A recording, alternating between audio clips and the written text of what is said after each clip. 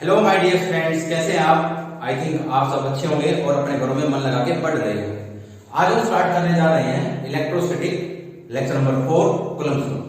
Coulomb's law start करने से पहले हम थोड़ा सा फ्लैशबैक में चलते हैं 11th क्लास 6 मिनट ग्रेविटेशन के अंदर। इसमें जाने की जरूरत क्यों पड़ी? क्योंकि जब हम कूलम्ब्स लॉ पढ़ेंगे तो जो न्यूटन्स लॉ ऑफ ग्रेविटेशन हम 11th क्लास में पढ़ के आए हैं उसकी डिट्टो कॉपी हमको देखने को मिलेगी। अगर हम उसको समराइज कर लें, उसको याद कर लें, उसको एक बार देख लें तो हमको कूलम्ब्स लॉ में दिक्कत नहीं आएगी। आइए स्टार्ट करते हैं। देखिए gravitation 11th class 6 minute gravitation, Newton's law of gravitation, Newton's law of gravitation क्या था? अगर हम अच्छे से याद करें उसको,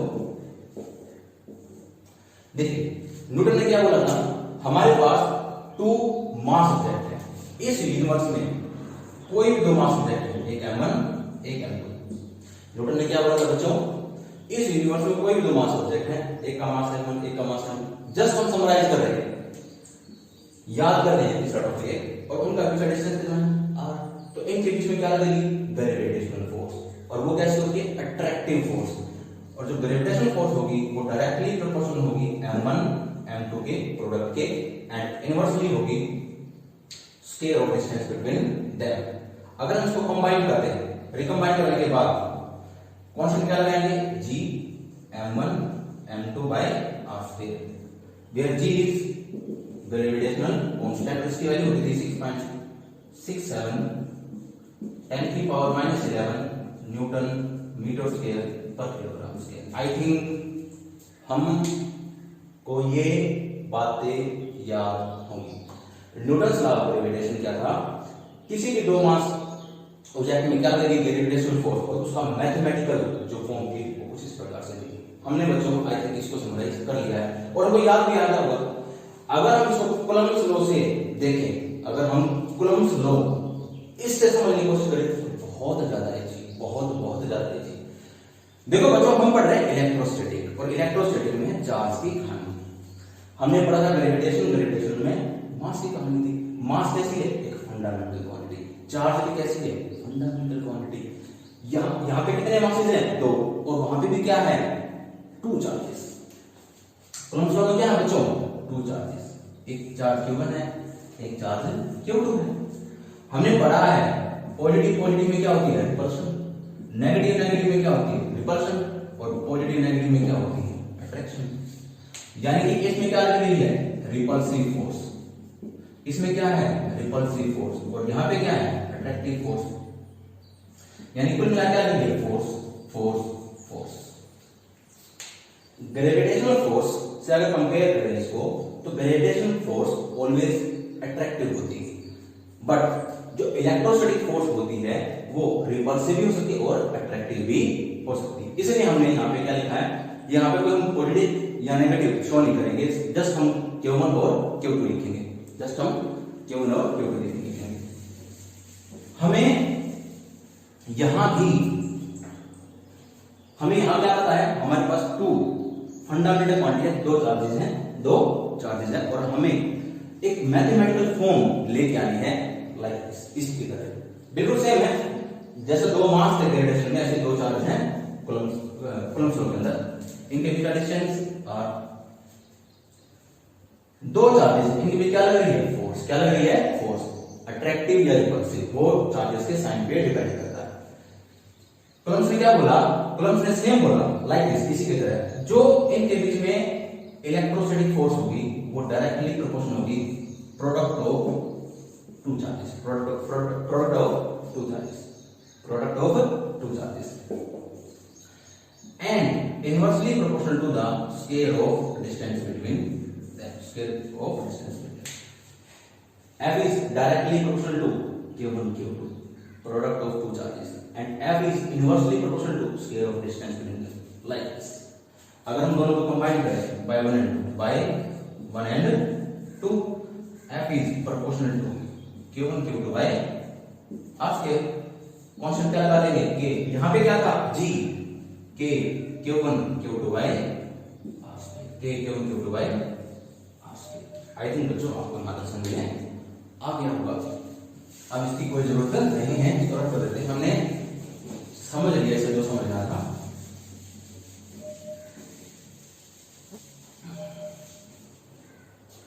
जैसे जी क्या था, ग्रेविटेशनल कांस्टेंट, क्योंकि हम क्या पढ़ रहे थे ग्रेविटेशन, ऐसे ये क्या है इलेक्ट्रोस्टैटिक कांस्टेंट, इलेक्ट्रोस्टैटिक कांस्टेंट, और इसकी वैल्यू कितनी होती है बच्चों 9 × 10⁹ न्यूटन मीटर स्क्वायर पर कूलम स्क्वायर, और इसकी साइंटिफिक वैल्यू होती है, scientific value 1/4 pi epsilon, 1/4 pi epsilon. I think आपको चीज समझ में आ गया। अगर आप उसकी थ्योरी लिखनी हो तो वो भी हम लिख सकते हैं।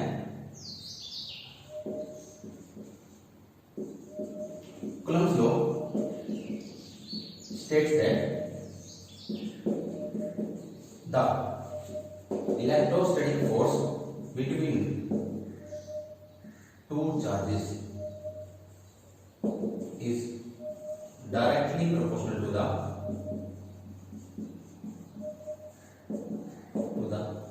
product of two charges and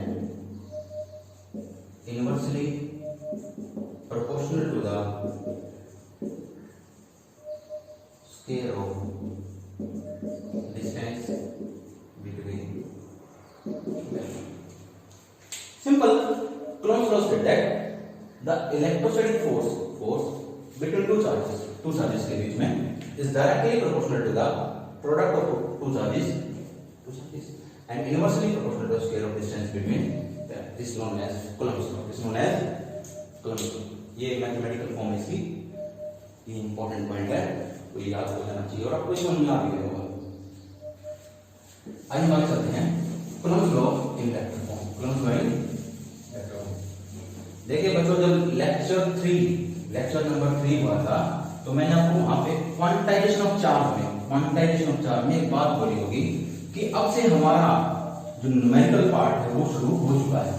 आगे बच्चों कोई एक आधा टॉपिक ऐसा मिलेगा जिसमें कोई न्यूमेरिकल ना बनता हो, वरना हर टॉपिक के साथ आपको न्यूमेरिकल जरूर मिलेंगे और आपको करने पड़ेंगे और आपको करने भी चाहिए।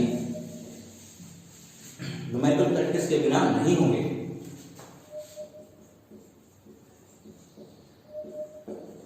Coulomb's law in vector form. Coulomb's law in vector form.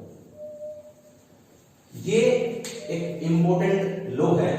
बच्चे इसमें थोड़ा बहुत गलतियां कर देते हैं, इसलिए बच्चा थोड़ा ध्यान से समझना। केस 1 हम इनको 2 केस ले लेते हैं ताकि हमको आराम से समझा। Case 1 for like charges, like charges के लिए, जैसे लाइक का मतलब क्या है बच्चों, जब Q1 Q2 का product greater than zero, case 1 Q1 Q2 का प्रोडक्ट पॉजिटिव हो, ग्रेटर देन जीरो का मतलब क्या है, सपोज कीजिए दोनों फॉर लाइक चार्जेस यानी कि Q1 भी पॉजिटिव है और Q2 भी पॉजिटिव है, यानी कि दोनों का प्रोडक्ट करेंगे कुल मिला क्या आएगा पॉजिटिव Q1 Q2 यानी कि ग्रेटर देन जीरो।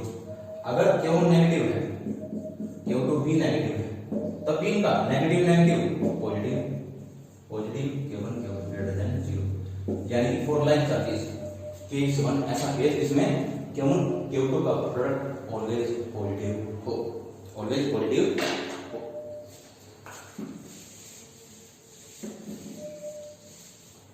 देखिए हमारे पास दो चार्जेस हैं, एक है चार्ज Q1, एक है चार्ज Q1 हम साइन ले दोनों पॉजिटिव सेम साइन है, तो चाहे दोनों आप नेगेटिव ले लीजिए यहां से। हमको पता है बच्चों ये पॉजिटिव है, ये पॉजिटिव है, ये इस पे रिपल्सिव फोर्स लगाएगा, ये चार्ज इस पे रिपल्सिव लगाएगा और ये वाला चार्ज इस पे रिपल्सिव फोर्स लगाएगा। ये इस पे रिपल्सिव लगाएगा राइट साइड में, force on 2 due to 1, force on 2 due to 1 and force on 1 due to 2, force on 1 due to 2, force on 2 due to 2। इनके बीच क्या है कितना बच्चों r, पहले भी आ गया। अब अगर हमको F F21 या F12, F21 या F12 किसी एक की मैथमेटिकल फॉर्म की वैल्यू लिखनी हो तो हम कैसे लिखेंगे बच्चों? देखिए ये कैसे क्वांटिटी है? Vector quantity. ये कैसे क्वांटिटी है? वेक्टर। हम वेक्टर को कैसे लिखते थे? जैसे सपोज कीजिए बच्चों कोई वेक्टर ए है, +1 के, फिर से प्लस बैक में जाइए, फिर से प्लस बैक में जाइए, अब +1 में जाइए। याद कीजिए वेक्टर कैसे लिखते थे? a इंटू ए कैप, मतलब ए क्या है? मैग्नीट्यूड। ए क्या है? मैग्नीट्यूड। और ये क्या है? Unit vector. क्या है ये? Unit vector. और यूनिट वेक्टर किस चीज को डिनोट करता है बच्चों? Magnitude, direction. Magnitude and direction, यानी कि मैग्नीट्यूड एंड डायरेक्शन का प्रोडक्ट क्या बन जाता है? वेक्टर बन जाता है। क्या बन जाता है? वेक्टर। देखिए अगर हमें F12 वेक्टर लिखना है, अगर हमें F12 वेक्टर की मैथमेटिकल फॉर्म लिखनी है, पहले ये देख लीजिए F12 है क्या?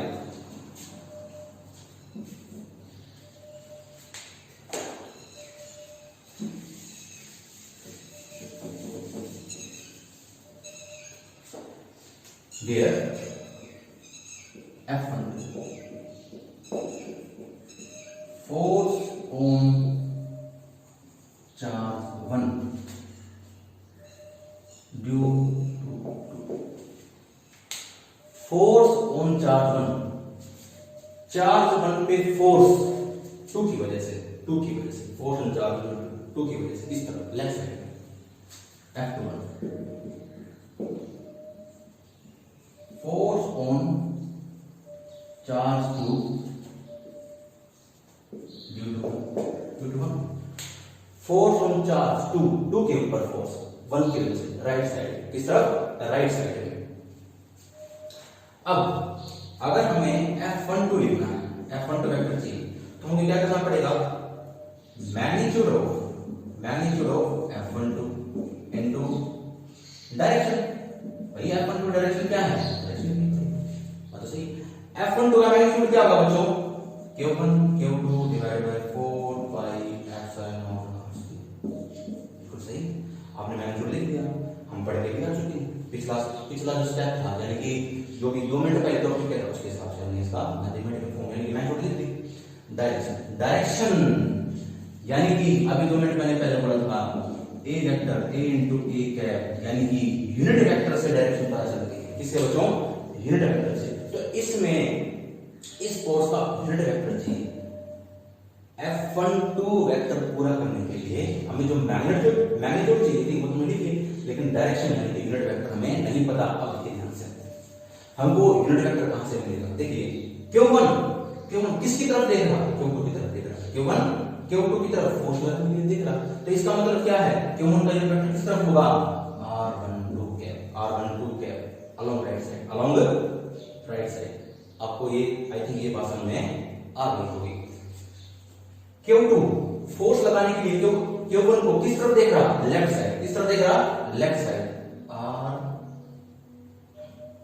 R2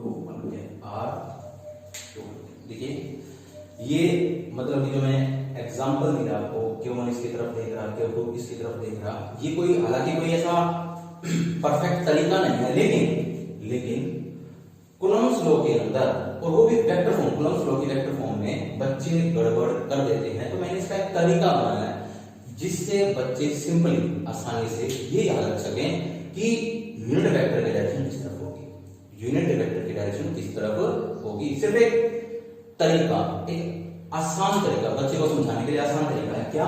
अगर आपको यूनिट वेक्टर निकालना है F12 का या F21 का, तो सीधी सी बात है, आपको क्या देखना पड़ेगा? Q1 किसकी तरफ देख रहा है? Q2 की तरफ। तो R12 क्या किस तरफ होगा? इस तरफ R12। और R21 क्या किस तरफ होगा? यानी Q1 की तरफ देख रहा है, तो R21 की तरफ, R21 की तरफ। यानी कि अगर हम R12 क्या लिखें तो क्या लिखेंगे इसके बारे में?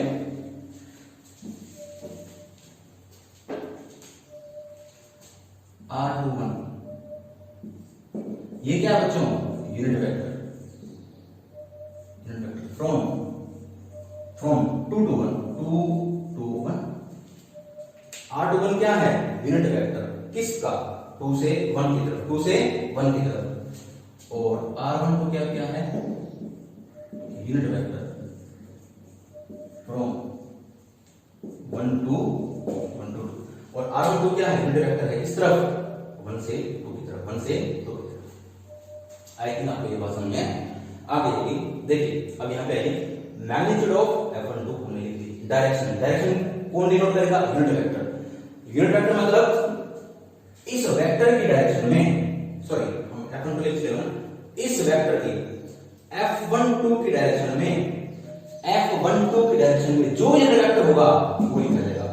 मैं फिर अगेन फिर से दोबारा से बोलता हूं, F12 की डायरेक्शन में जो यूनिट वेक्टर इनमें से आया हुआ, ध्यान से देखिए एरो, F12 किस तरफ है, इस एरो को देखिए लेफ्ट साइड में, और यूनिट वेक्टर R21 किस तरफ है, लेफ्ट साइड में, यानी कि इसका यूनिट वेक्टर कौन सा बना, R21 है,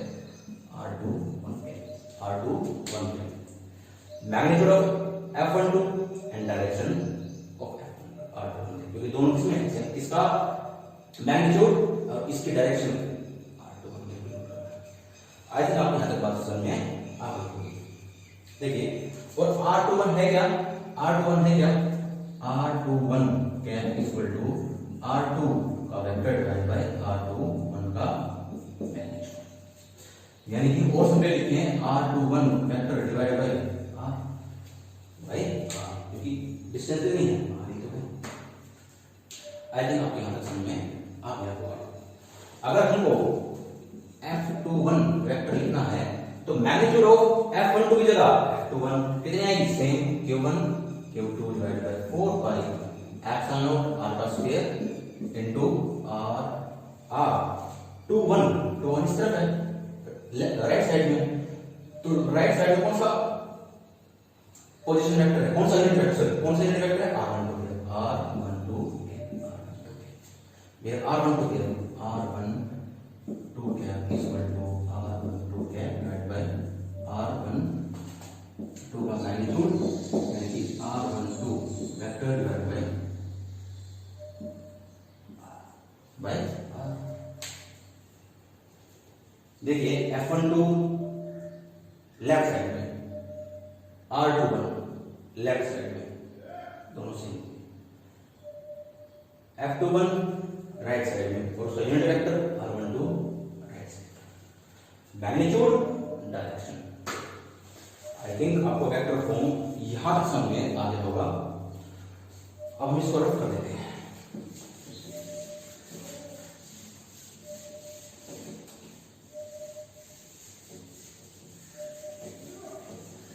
एक सेकंड बच्चों, कैमरा दे देते हैं, चल रहा है नहीं चल रहा है,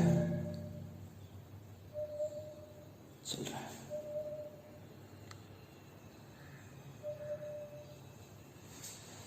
देखिए अब आगे वी नो हम क्या देखा, हम क्या दिखाई दे रहा है, ये यूनिट वेक्टर राइट साइड में, ये वाला यूनिट वेक्टर लेफ्ट साइड में, यानी कि दोनों कैसे हैं, इक्वल एंड अपोजिट, यानी कि R12 cap is equal and opposite R21 cap, R12 cap is equal and opposite R21 cap. So इसकी जगह F12 vector is equal to Q1 Q2 divided by 4 pi epsilon r square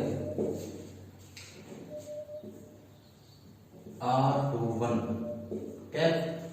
अगर हम इसको equation number 1 suppose कर लें, इसको equation number 2, ये होगी हमारी 1, हम करें 1/2 हम क्या करने जा रहे हैं, इक्वेशन 1 को इक्वेशन 2 से डिवाइड, इक्वेशन 1 को इक्वेशन 2 से डिवाइड, 1/2 इक्वेशन 1/2, ये हमारी होगी 1/2 F21 vector, F21 divide by Q1 Q2 4 pi epsilon r का स्क्वायर इनटू में हम R21 की जगह R12 की जगह R12 की जगह ये लिख सकते हैं minus R21 vector, R21 cap minus R21 cap, इससे ये कैंसिल, इससे ये कैंसिल, यानी कि F12 is equal to negative F21। देखो बच्चों ध्यान से, ये क्या है हमारा न्यूटन का third law, every action is equal and opposite action, ये उसको भी फॉलो करता है, इसको भी फॉलो करता है। जैसे हमने बच्चों लाइक चार्ज के लिए किया, अब हम अनलाइक चार्ज के लिए करेंगे। पहले आप इसको उतार दीजिए, आई थिंक आपने ये पॉज करके उतार दिया होगा, मैं इसको रफ कर देता हूं।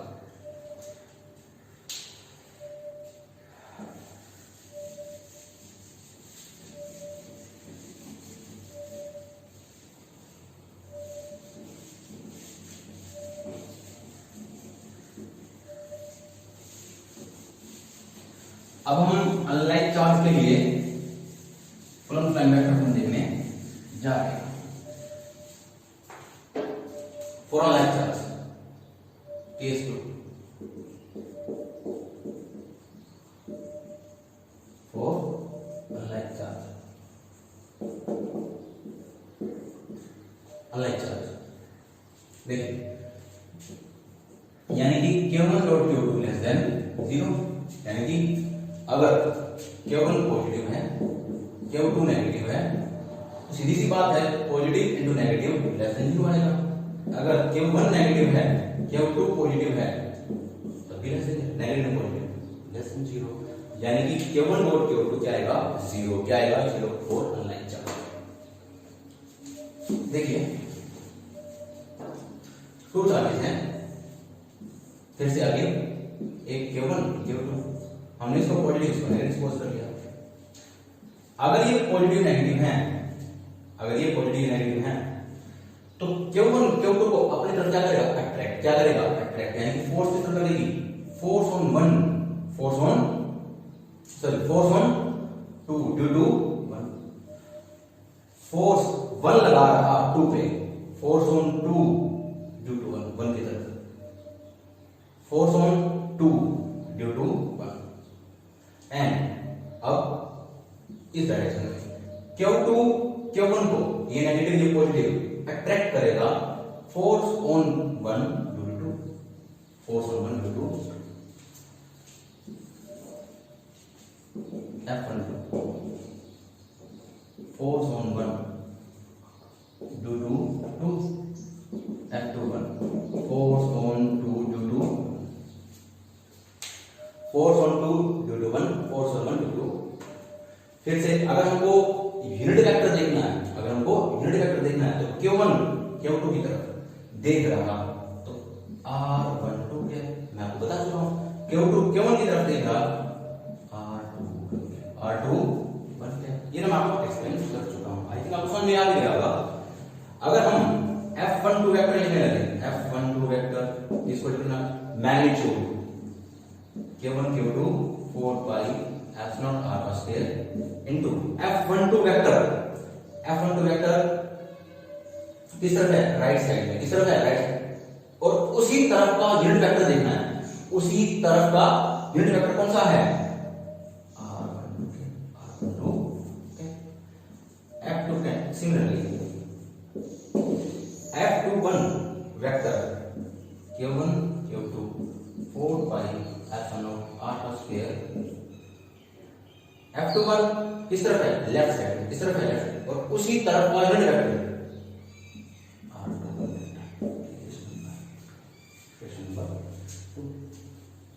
अगेन, फिर से R12 equal to minus R21, ये आपस में क्या होंगे, इक्वल एंड अपोजिट।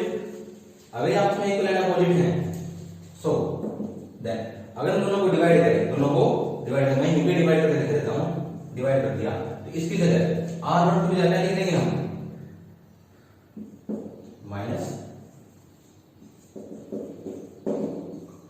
देखिए यहां पे क्या था, R12 की जगह लिख दिया माइनस R21 क्या नेगेटिव, इससे ये कैंसिल, इससे ये कैंसिल, यानी कि F12 इसका माइनस, अगेन रिजल्ट हो गया, यानी चार्ज आप चाहे लाइक लीजिए या अनलाइक लीजिए, रिजल्ट सेम ही आएगा। This the Coulomb law in vector form, Coulomb law in vector form. याद रखिए एक बात, Q1 Q2 क्या है, ये क्या है, सेंट्रल लाइन, क्या ये central line.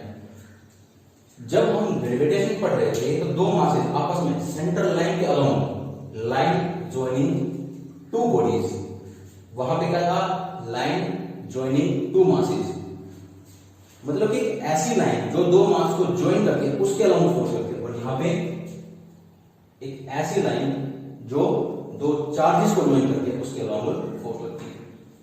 Coulomb's law of form, gravitational force always attractive and Coulombic force attractive हो सकती है और रिपल्सिव।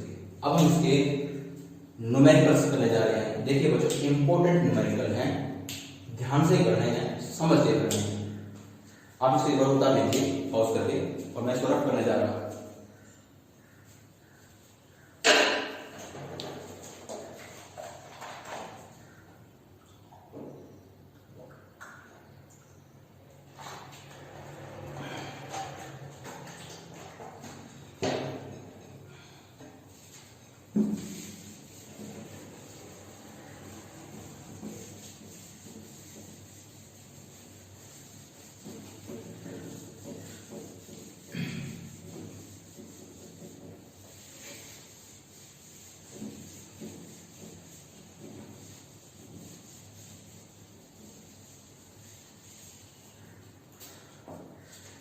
क्वेश्चन नंबर 1 बच्चों, मैंने आपके न्यूमेरिकल निकाल रखे थे पहले ही।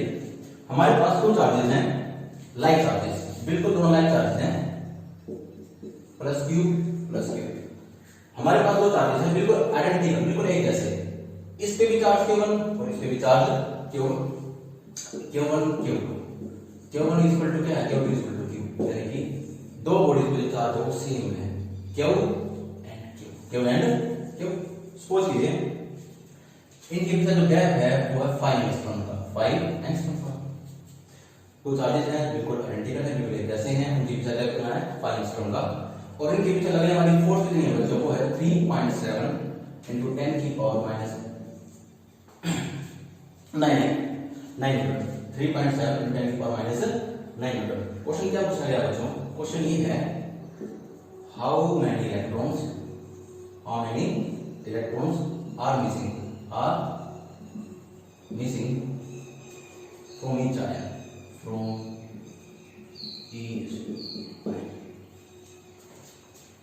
क्वेश्चन को ध्यान से समझिए बेटा, क्वेश्चन को ध्यान से सुनो बच्चों। क्वेश्चन ध्यान, हमारे पास दो चार्जेस हैं, एक प्लस क्यू एक प्लस क्यू, यानी कि दोनों की वैल्यू, दोनों के बीच का कुछ ना कुछ गैप दे रखा है 5 एंगस्ट्रॉम, यानी कि अगर हम एंगस्ट्रॉम को मीटर में बदले 5 × 10 की पावर माइनस 10 मीटर। और एक चार्ज जो उनके बीच जो फोर्स लग रही है, फोर्स ऑफ रिपल्सिव फोर्स लग रही है, वो है 3.7 इंटू 10 की पावर माइनस 9 न्यूटन। तो उसने क्या पूछा, how many electrons are missing, कितने इलेक्ट्रॉन्स मिस हुए, यानी कि हम किसके लिए निकाली है, n की। किसके लिए निकाली है, n की, यानी कि हमको क्वांटाइजेशन ऑफ चार्ज लगाना पड़ेगा, quantization of charge Q equal to n। हमको क्या निकालना है, n क्या निकालना है, n, जो कि हमको नहीं पता, हमको चार्ज ही नहीं पता। हमें E पता है लेकिन Q नहीं पता, हमें E पता है लेकिन Q नहीं पता, हमें F पता है, हमें R पता, Q नहीं पता। हमको Q निकालने के लिए सबसे पहले कूलम्ब्स लॉ लगाना पड़ेगा। कूलम्ब्स लॉ से Q निकालेंगे, जो Q आएगा यहां पुट करेंगे, फिर N निकालेंगे। देखिए बच्चों कैसे करते हैं, देखिए ये है बच्चों सिंपल प्रॉब्लम, यानी कि फार्मूला बेस्ड क्वेश्चन। ये पहले टाइप है न्यूमेरिकल की फार्मूला बेस्ड क्वेश्चन, यानी कि F equal to Q1 Q2 divide by 4 pi epsilon r plus K। Q1 किसके इक्वल है, Q2 किसके इक्वल है, Q2। और 1/4 की वैल्यू कितनी होती है, K, r plus K, K की वैल्यू कितनी हो जाएगी 9 × 10 की पावर 9। Q का स्क्वायर हमको नहीं पता, हमें निकालना है। R कितना है, एंगस्ट्रॉम 10 की पावर माइनस 10 का होल स्क्वायर। F कितना है 3.7 इंटू 10 की पावर माइनस 9। क्रॉस मल्टीप्लाई कर दीजिए, Q का स्क्वायर 3.7 10 की पावर माइनस 9 इंटू 25 इंटू 10 की पावर माइनस 20 डिवाइड बाय, हम इसको उठा के मल्टीप्लाई करके ऊपर नीचे ले जाएंगे, 9 इंटू 10 की पावर 9। जब आप इस क्वांटिटी को सोल्व करेंगे, पूरी इस टर्म को सोल्व करेंगे, तो आपका क्यों निकल के आएगा 3.2 इंटू 10 की पावर माइनस 19 कूलम्ब चार्ज। ये आपकी क्यों की वैल्यू है। जब आप इसको सोल्व करेंगे तो टाइम लग जाएगा 3.2 10 की पावर माइनस 19 कूलम। लगा दीजिए formula Q equal to n E 1.6 into 10 की पावर माइनस 90 3.2 क्या की वैल्यू आई है 10 की power minus 90 n equal to 2 यानी कितने मिसिंग इलेक्ट्रॉन होंगे 2 मिसिंग इलेक्ट्रॉन होंगे। अगर आपको ये एक बार समराइज करूं हमारे पास 2 इक्वल चार्जेस हैं और सेम चार्जेस हैं उनके बीच गैप दे रखा है और आपस में जो फोर्स लगा रखे हैं वो दे रखा है कितने इलेक्ट्रॉन मिसिंग होंगे हमसे ये पूछ रखा है तुमको n लगाना है यानी वो क्वांटाइजेशन चार्ज का फार्मूला लगाना क्यों यूज करेंगे लेकिन हमको चार्ज नहीं पता इसलिए हम सबसे पहले चार्ज निकालेंगे चार्ज को पुट कर देंगे हमारे पास n आ जाएगा। सेकंड क्वेश्चन ये था बच्चों formula based method. Formula based just मैंने फार्मूला लगाया क्यू निकाल लिया फार्मूला लगाया एफ निकाल लिया फार्मूला लगाया आर निकाल लिया। ये क्वेश्चन ऐसे होते हैं। अब है बच्चों आगे हैंगिंग प्रॉब्लम। हैंगिंग कोई चार्ज बच्चों को हवा में लटक रहा है कोई चार्ज है वो हवा में हैंग है लटक रहा है ऐसा क्वेश्चन है। सपोज कीजिए बच्चों हमारे पास 2 चार्ज हैं एक है क्यू एक है क्यू और इन दोनों के बीच गैप दे रखा है r equal to 5 centimetre r equal to 5 centimetre. Charge on A हमें पता है हमें गिवन है 5 into 10 की power minus 8 coulomb. Mass of A यानी कि जो ए बॉडी है उसका हमें मास भी गिवन है 8 into 10 की पावर माइनस 3 किलोग्राम। आर पता है 5 into 10 की पावर माइनस 2 यानी कि 5 सेंटीमीटर हो गया।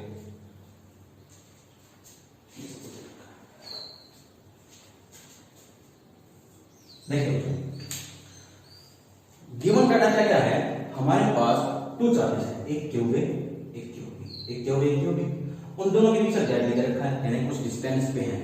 क्यू ए एयर में है और क्यू बी नीचे है। क्यू ए एयर में हैंग है it's a hanging problem hanging numerical. A नीचे नहीं आ रहा ए नीचे नहीं आ रहा और डाटा क्या दे रखा है चार्ज ऑन ए दे रखा है ए बॉडी का मास भी पता और दोनों के बीच गैप भी पता है। क्वेश्चन क्या है बच्चों पहली बात तो ए नीचे क्यों नहीं आ रहा पहला क्वेश्चन ए नीचे क्यों नहीं आ रहा ऐसा कौन सी प्रॉब्लम है ए के साथ जो नीचे नहीं आ रही। दूसरी प्रॉब्लम जो ए है ये पॉजिटिव है कैसा ये पॉजिटिव तो हमसे जो क्वेश्चन पूछा गया है what is the charge on B B पे चार्ज निकालिए और नेचर बी का नेचर कैसा है जो चार्ज बी है उसका नेचर कैसा है वो पॉजिटिव साइन का है या नेगेटिव साइन का पॉजिटिव साइन का है या नेगेटिव साइन का। हमें चार्ज ए पता है मास ए पता है बीच गैप दे रखा है ए एयर में हैंग है हवा में लटक रहा है बी इसको नीचे नहीं आने दे रहा है बी इसको नीचे नहीं आने दे रहा है। तो इसका मतलब क्या हुआ अगर हमें बी का चार्ज बी का नेचर निकालना है पता करना तो कैसा होगा अगर ए पॉजिटिव है अगर ए बॉडी पॉजिटिव है तो बी भी कैसी होगी बी भी कैसी होगी पॉजिटिव होगा यानी कि चार्ज ऑन बी कैसा होगा पॉजिटिव होगा।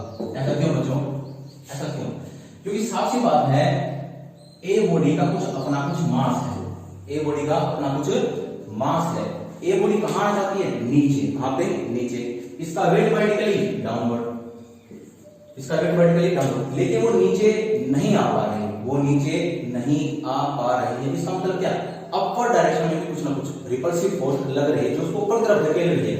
वो कब लगेगी अगर बी नेगेटिव हो जाएगी चार्ज ऑन बी अगर नेगेटिव हो गया चार्ज ऑन बी अगर नेगेटिव हो गया तो ये इसको अट्रैक्ट कर लेगी वेट के नीचे और क्यों भी जो फोर्स लगाएगा वो भी नीचे ये तो बॉडी नीचे आ जाएगी। ये हैंगिंग प्रॉब्लम तो रहेगी ये बॉडी तभी हैंगिंग रह सकती है तभी हवा में लटके रह सकती है जब चार्ज ऑन बी और चार्ज ऑन ए सेम हो जाए ताकि रिपल्सिव फोर्स अपर डायरेक्शन में हो ताकि रिपल्सिव फोर्स अपर डायरेक्शन में हो। और एक पॉइंट ऐसा है जहां पे अपवर्ड फोर्स जो रिपल्सिव फोर्स अपर डायरेक्शन में और वेट वर्टिकल डायरेक्शन में डाउनवर्ड डायरेक्शन में इक्वल हो जाएंगे। इट्स अ हैंगिंग प्रॉब्लम एक कंडीशन रहेगी रिपल्सिव फोर्स अपर डायरेक्शन में वेट वर्टिकल दैट डाउनवर्ड। जहां पे दोनों बराबर हो जाएंगे वहां पे बॉडी बैलेंस हो जाएगी। क्या हो जाएगी? बैलेंस। क्या हो जाएगी बच्चों? बैलेंस हो जाएगी और ये बॉडी नीचे नहीं आ पाएगी। आई थिंक आपको ये कंडीशन समझ में आ गई होगी। हम क्या निकालना है? चार होंगी। तो एफ का फॉर्मूला ये कौन सी है? Electrostatic force. कौन सी फोर्स है बच्चों? Electrostatic force. Q A Q B K Q A Q B by R का स्क्वायर इक्वल टू कितना बच्चों? mg equal to mg।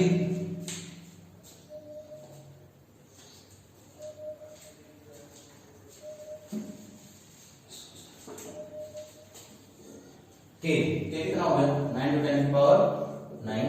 Q A 5 to 10 की पावर -8। क्यू बी का पता नहीं, आर का स्क्वायर डिस्टेंस का स्क्वायर 5 to 10 की पावर -2 इक्वल टू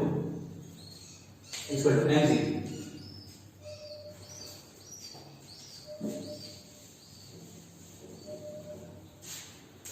m की वैल्यू कितनी बच्चों? यहां पे कर देते हैं इसको 8 into 10 की पावर -3 into g की वैल्यू 9.8। अब यहां क्या निकाल सकते हैं? क्योंकि निकाल सकते हैं। क्या निकाल सकते हैं? क्योंकि ये आप सोल्व कर लेना। इसमें सारा डाटा कवर है सिर्फ क्यों भी छोड़ के। अब इसको उठा के ऊपर ले जाइए, इसको उठा के नीचे ले आइए। अब क्यों भी निकला, क्या निकलेगा? क्यों भी। हमसे दो क्वेश्चन पूछे गए थे भाई, क्यों भी का चार्ज अब यहां से निकाल लोगे, नेचर पॉजिटिव होगा तभी ये बॉडी बैलेंस हो सकती है। हैंगिंग प्रॉब्लम, कैसे प्रॉब्लम बच्चों? Hanging problem. आई थिंक आपको ये समझ में आ गया होगा।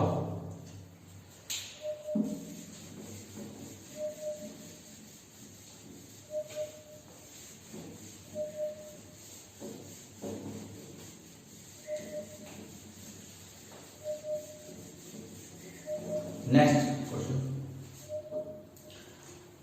एक बॉडी एक चार्ज है जो क्यू पॉजिटिव चार्ज, इसके अराउंड एक माइनस Q1 चार्ज, इसके अराउंड एक माइनस Q1 चार्ज है जो इसके अराउंड चक्कर लगा रहा है सपोज की, और जो उसका रेडियस है वो r है। रेडियस क्या बच्चों? r। हमें इस चार्ज का टाइम पीरियड निकालना। क्या निकालना है? टाइम पीरियड मतलब बच्चों कि भाई ये कितने टाइम में अपना एक चक्कर कवर कर लेता है Q2 के चारों ओर। Q2 के चारों ओर अपना एक चक्कर कितने टाइम में कवर कर लेता है।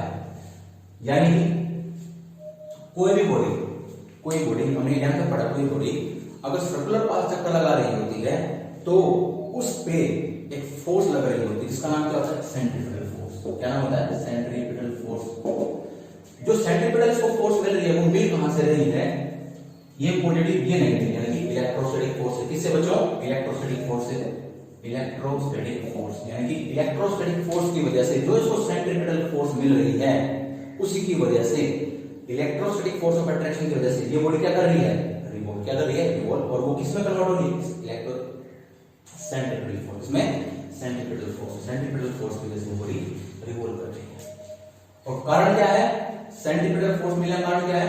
Electrostatic force. यानी दोनों आपस में क्या होंगे? इक्वल। सेंट्रीपिटल फोर्स का फॉर्मूला mr², या आपने प्रश्न में पढ़ा होगा। और इलेक्ट्रोस्टैटिक फोर्स का Q1 Q2 divided by 4 pi epsilon r का स्क्वायर। mr ओमेगा की value 2 pi by t, omega की value 2 pi by t whole square Q1 Q2 4 pi epsilon r का स्क्वायर। mr 4 पाई का square t का square Q1 Q2 4 pi epsilon r का square. t को उठा के ऊपर ले लीजिए, t ऊपर चला गया और सब कुछ इस तरफ mr 4 पाई का स्क्वायर 4 पाई का स्क्वायर एप्सिलॉन r का square divided by Q1 Q2 square root बहुत सारी हमारे टाइम मिला टाइम से सोल्व कर लेते हैं। रूट के लिए सोल्व कर लेते हैं 16 पाई की पावर 4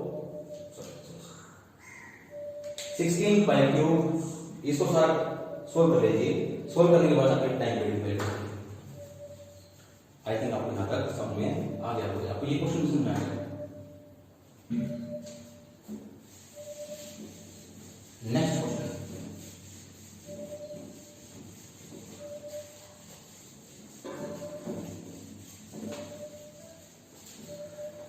नेक्स्ट क्वेश्चन क्या है बच्चों?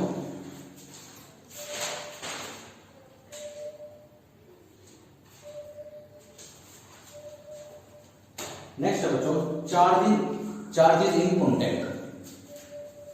चार्ज इन कॉन्टैक्ट, ये कॉन्टैक्ट प्रॉब्लम है। कैसे प्रॉब्लम है? कॉन्टैक्ट। जैसे हमारे पास दो चार्जेस हैं, एक ए और एक बी, एक ए और एक बी। ए पे चार्ज कितना है बच्चों? क्यू। और बी पे कितना है? क्यू। बी पे कितना है? क्यू। एक थर्ड चार्ज है सी, एक थर्ड चार्ज है सी और चार्ज कितना है उस पे? जीरो। एक थर्ड बॉडी है सी, उसका चार्ज कितना बच्चों? जीरो। सबसे पहले हमने क्या किया? सबसे पहले बच्चे हमने सी को ए का कांटेक्ट करवाया, ए को सी से कांटेक्ट करवाया, मतलब ए और सी को इकट्ठा किया, आपस में कांटेक्ट में ले जाए, यानी इस पे चार्ज क्यों, इस पे जीरो। तो आफ्टर कंडक्शन, जिस बच्चे को कंडक्शन पता है वो बात समझ जाएगा, यानी कि दोनों आपस में क्या कर लेंगे? बराबर बराबर चार्ज रीडिस्ट्रीब्यूट हो जाएगा और दोनों पे चार्ज क्या हो जाएगा? बराबर बराबर बढ़ जाएगा। दोनों पे चार्ज बराबर बराबर बढ़ जाएगा, यानी इस पे चार्ज क्यों, इस पे जीरो, दोनों को ऐड करके आधा आधा कर दीजिए। क्यों प्लस 0/2, क्यों प्लस 0/2। आई थिंक आपको ये बात समझ में आ गई होगी, आपको ये बात समझ में आ गई होगी। नेक्स्ट पॉइंट इसका, अब बी को सी से कांटेक्ट करो, बी को सी से कांटेक्ट कराया। देखिए बच्चों, ये कांटेक्ट अगर जब दो चार्ज आपस में कांटेक्ट में आते हैं, जब जो प्रॉब्लम क्रिएट हो जाती है वो वाली प्रॉब्लम है। बी पे क्या चार्ज है? क्यू। सी पे कैसा है? Q/2। जैसे आपस में कांटेक्ट में आएंगे और अलग अलग होंगे, कैसे होंगे बच्चों? ये बी ये सी, दोनों को ऐड करो, Q + Q/2 यानी कि 3Q/2, उसका हाफ, क्योंकि अब ये चार्ज दोनों बॉडी पे डिवाइड होगा, 3Q/4 एंड 3Q/4। अब हमें ए और बी के बीच में फोर्स ऑफ रिपल्शन निकालना है। ए पे चार्ज Q/2, 3Q/4। देखिए बच्चों, मैं आपको सारी सिचुएशन फिर से समझा रहा हूं, ध्यान सुनिए। एक बॉडी है ए, एक बॉडी है बी, ए पे चार्ज है Q, बी पे चार्ज है Q। एक थर्ड बॉडी है सी, उस पे चार्ज कितना है? जीरो। जब जैसे ए को सी से कांटेक्ट करवाया, दोनों का इस पे चार्ज Q, इस पे जीरो, दोनों को ऐड किया, हाफ डिवाइड हो गया, डिवाइड। उसके जस्ट बाद बी को सी से टच कराया, बी पे चार्ज कितना है? Q, सी पे कितना है? Q/2, दोनों टच कराया, टच कराते ही दोनों का चार्ज इकट्ठा हुआ और आधा डिवाइड हो गया। इन दोनों को ऐड कीजिए, 3Q/2, और इसका हाफ कीजिए, 3Q/4। अब हमें क्वेश्चन क्या दिया गया है? ए और बी के बीच में फोर्स ऑफ रिपल्शन निकालनी है। कितना है? कितना दिया है? तो निकाल दीजिए। F = Q1 कितना है? Q/2, Q2 3Q/4 divide by 4πε0 अगर हमें Q1 Q2 की वैल्यू पता हो और R की वैल्यू पता हो तो हम सिंपली इनके बीच की फोर्स ऑफ रिपल्शन निकाल देंगे। ये वो प्रॉब्लम बच्चों जब बॉडीज आपस में टच में आती हैं, यहाँ पे कंडक्शन काम में आता है। अगर किसी बच्चे ने कंडक्शन नहीं पढ़ रखा है तो जाके कंडक्शन पढ़ लीजिए, lecture number 2 electrostatic lecture number 2 में मैंने इंडक्शन और कंडक्शन को काफी अच्छे से एक्सप्लेन कर रखा है, डीपली एक्सप्लेन कर रखा है। वहां पे अगर आपने कंडक्शन पढ़ा तो आपको अच्छे समझ आएगा और टॉपिक भी आपको क्लियर हो जाएगा। जिस बच्चे ने कंडक्शन नहीं पढ़ रखा वो ये समझ लीजिए, जब दो बॉडी आपस में टच में आती हैं और टच में आने के बाद अलग अलग होती हैं तो चार्जेस सम होके आपस में सम होके हाफ डिवाइड हो जाता है। आई थिंक आपको ये क्वेश्चन भी समझ में आ गया होगा।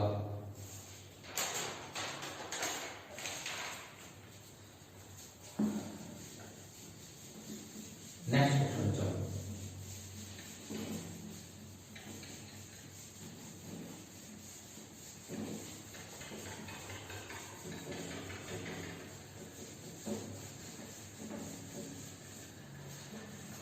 कैमरा देख लेते हैं बच्चों, ठीक काम कर रहा है कि नहीं कर रहा है? बिल्कुल ठीक काम कर रहा है कैमरा। नेक्स्ट क्वेश्चन है बच्चों, एक चार्ज है बच्चों कैपिटल की, चार्ज है कैपिटल की, इसके दो टुकड़े हुए, ये चार्ज टू चार्ज में टूट गया, एक क्यू और एक क्यू माइनस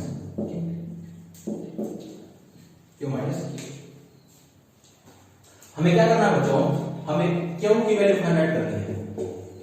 क्यू की किस वैल्यू के लिए, क्यू की किस वैल्यू के लिए जो फोर्स लगेगी इन दोनों चार्जेस के बीच में, जो फोर्स लगेगी इन दो चार्जेस के बीच में वो मैक्सिमम फोर्स होगी। यानी कि एक चार्ज क्यू, एक चार्ज कैपिटल माइनस क्यू, बीच आ गया है आर, और इनके बीच में लगने वाली फोर्स कैसी है और हमें क्या करना है, क्यू की किस वैल्यू के लिए इन दोनों के बीच में लगने वाली फोर्स मैक्सिमम होगी, लगने वाली फोर्स मैक्सिमम होगी।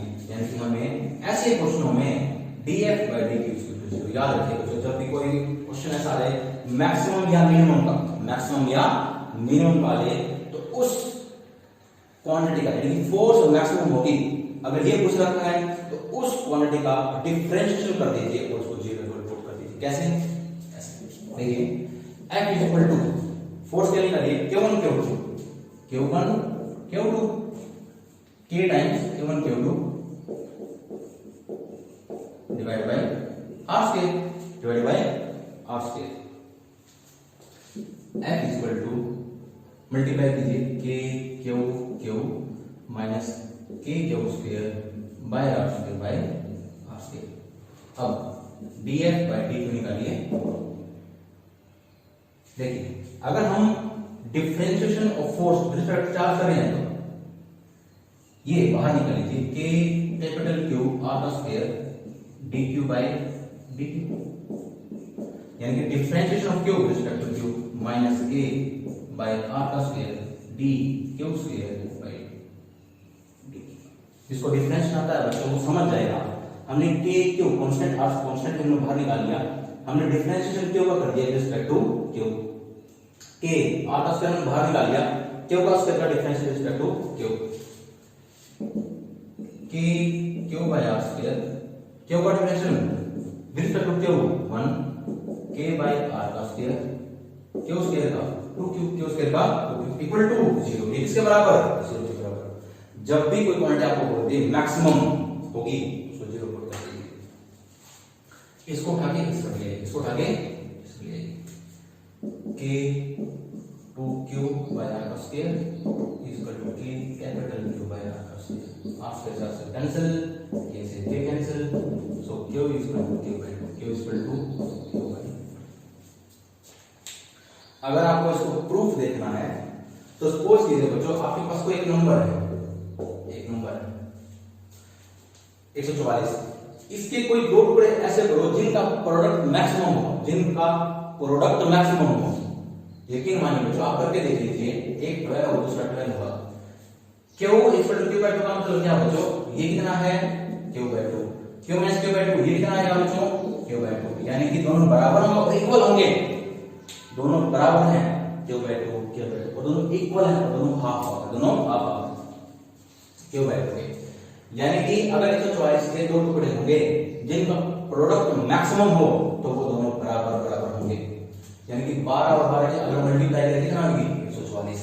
आप कोई दो टुकड़े ले लीजिए, कोई भी दो टुकड़े ले लीजिए जिनका प्रोडक्ट 144 है लेकिन वो 12 और 12 ना हो, जैसे 13 एंड 11। अगर आप इनकी मल्टीप्लाई करेंगे 13 और 11 की, ये 144 नहीं बनेगा, 144 नहीं बनेगा, यानी कि 144 से छोटा ही आएगा। कहने का मतलब बच्चों ये है कि अगर आपको कोई क्वांटिटी दे दे और वो बोलते कि वो क्वांटिटी मैक्सिमम होगी या मिनिमम होगी, उसका डिफरेंस करेंगे इक्वल कर देंगे, आपका आंसर आ जाएगा सिंपली। कूलम्ब्स लॉ के ऊपर और भी न्यूमेरिकल हैं, हम इसके 2 लेक्चर करेंगे। एक लेक्चर में हमने न्यूमेरिकल कर लिए, कूलम्ब्स लॉ देख लिया, वेक्टर फॉर्म देख ली। इससे नेक्स्ट लेक्चर में हम कूलम्ब्स लॉ के नेक्स्ट लेवल के कुछ और इंटरेस्टिंग न्यूमेरिकल भी करेंगे। तब तक के लिए इजाजत दीजिए, जय हिंद।